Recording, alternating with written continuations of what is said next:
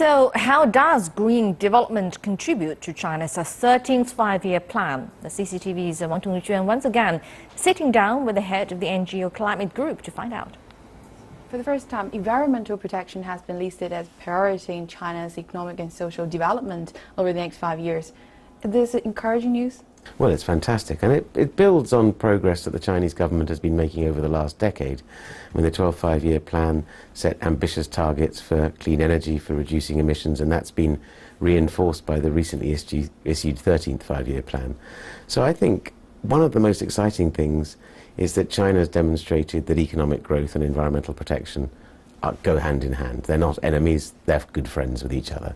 And we've seen just last year, China is now, what did it have, 5 of the 10 largest wind turbine manufacturers in the world, 3 of the largest solar manufacturers, showing that clean business is good business. Well, Chinese Premier Li Keqiang once said, that China's economic transformation is painful.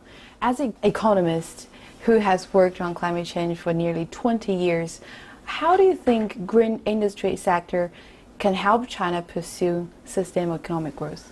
Well, let's think about the question of transformation. All transformations are difficult because there are winners and losers. When you move from a basically agricultural economy to a more industrial economy, those in the agricultural sectors have the risk of being left behind to the benefit of those in urban industrial areas. But I think what we're seeing here, and with the emergence of the green industry, is that it's creating higher value added, it's creating new jobs, it's creating opportunities in the global marketplace that are very different from those that China enjoyed before.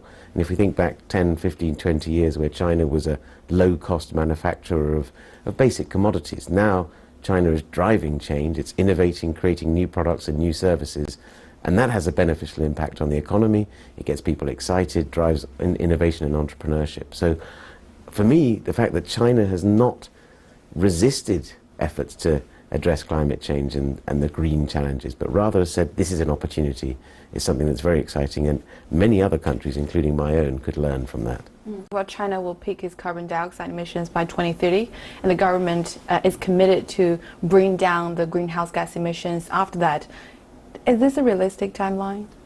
I think so. Many people I speak to think that it may be possible that China will peak its emissions before 2030. I mean, I know some analysts here, but also analysts around the world suggest that with the policies that are already in place, and China on the whole, unlike some countries, when it commits to doing something, it tends to achieve it. So I think with the climate policies, the energy policies, some of the reforestation policies, the urban land use policies, I wouldn't be at all surprised if greenhouse gas emissions peak before 2030.